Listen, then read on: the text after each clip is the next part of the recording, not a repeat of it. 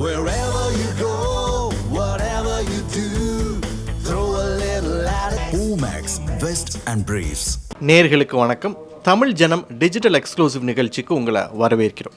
இந்தியாவினுடைய வான் எல்லைகளை பாதுகாக்கக்கூடிய மிஷன் சுதர்சன் சக்ரா திட்டத்தில் இந்தியா அடுத்த கட்டத்தை நோக்கி நகர்ந்துள்ளது. இது குறித்து தான் இந்த வீடியோவில் இன்றைக்கி பார்க்க இருக்கிறோம். அதை பார்ப்பதற்கு முன்பாக தமிழ் ஜனம் யூடியூப் சேனலை சப்ஸ்கிரைப் பண்ணலைன்னா உடனே சப்ஸ்கிரைப் பண்ணிடுங்க. கடந்த சுதந்திர தின உரையின் போது பிரதமர் மோடி தன்னுடைய பேச்சில் இந்தியா தன்னுடைய வான் எல்லைகளை பாதுகாப்பதற்கு அமெரிக்கா இஸ்ரேல் மாதிரியே ஒரு புதிய வான் பாதுகாப்பு திட்டத்தை உருவாக்க போகுது, அதுக்கு மிஷன் சுதர்சன் சக்ரா அப்படின்னு சொல்லியிருந்தார். இப்போது அந்த திட்டத்தினுடைய அடுத்த கட்ட நகர்வுகள் குறித்த தகவல் வெளியாகிருக்கு. கிட்டத்தட்ட அந்த சிஸ்டத்தினுடைய ப்ளூ பிரிண்ட் மாதிரி ஒரு சிறிய தகவலை இராணுவம் வெளியிட்டிருக்கு. அது என்ன அப்படிங்கிறது குறித்து தான் இந்த வீடியோவில் நம்ம தெளிவாக பார்க்க இருக்கோம். அதாவது என்னென்னா, இந்த மிஷன் சுதர்சன் சக்ரா திட்டத்தில் இந்தியாவினுடைய வான் எல்லைகளை ஒட்டுமொத்தமாக இந்தியாவில் இருக்கக்கூடிய எல்லா நகரங்கள்லேயும் 7000 இன்டர் கனெக்டட் ரேடார்களை நிர்மாணிக்க போவதாக ஒரு தகவல் வெளியாயிருக்கு.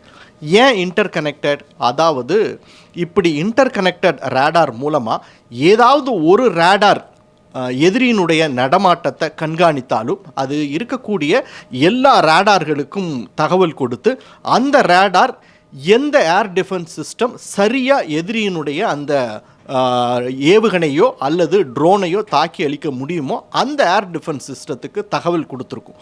அதனால தான் இப்படி எல்லா ரேடார்களையும் இன்டர் கனெக்டட் சிஸ்டத்தில் இணைத்து அதை உருவாக்க போவதா ஒரு தகவல் வெளியாயிருக்கு. அது மட்டும் இல்லை, இதில் விமானப்படை, இராணுவ, கப்பற்படை மூன்றுமே இன்டர் கனெக்டட் ஆக போகிறதாகவும் இன்னொரு தகவல் வந்திருக்கு. ஏன்?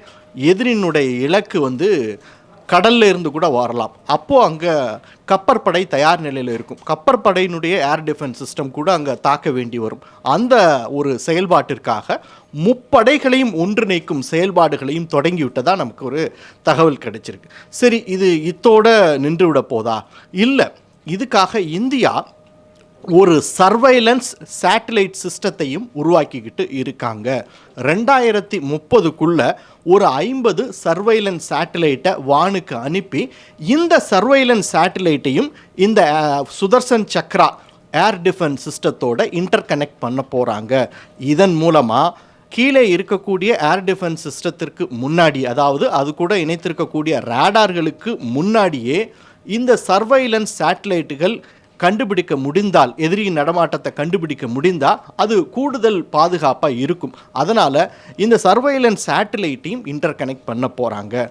இதன் கூட ஒரு லேசர் ஆயுதத்தையும் இணைக்க போகிறாங்க. நமக்கெல்லாம் தெரியும், அண்மையில் இஸ்ரேல் கூட ஒரு மிகப்பெரிய வலிமையான லேசர் ஆயுதத்தை உருவாக்கிட்டு இருந்தது.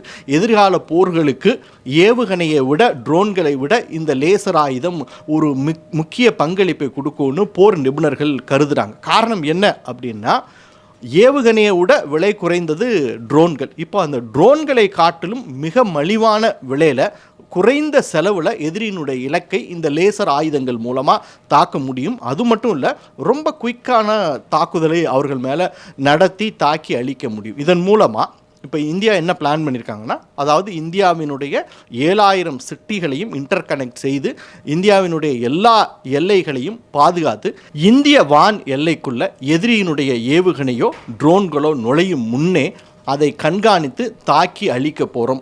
அதனால தான் இப்படி ஒரு இன்டர் கனெக்டட் டிஃபென்ஸ் சிஸ்டத்தை உருவாக்கிக்கிட்டு இருக்கோம் அப்படின்னு சொல்கிறாங்க. இதனுடைய முதற்கட்ட சோதனையும் நிறைவடைந்துருச்சு.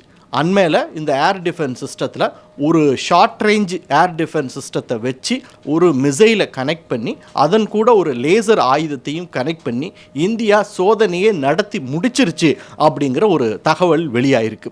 ஒரு சிங்கிள் நெட்வொர்க் மூலமாக சர்வைலன்ஸ் சேட்டிலைட்ஸ், 7000 ரேடார்கள், லேசர் ஆயுதம், ஹைப்பர்சானிக் ஏவுகணைகள், இதை அனைத்தையும் உள்ளடக்கியது தான் இந்த air defence system.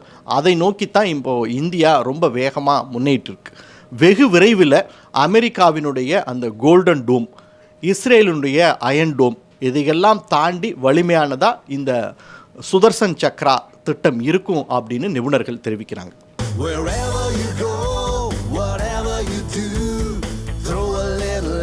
Omax, Vest and Briefs.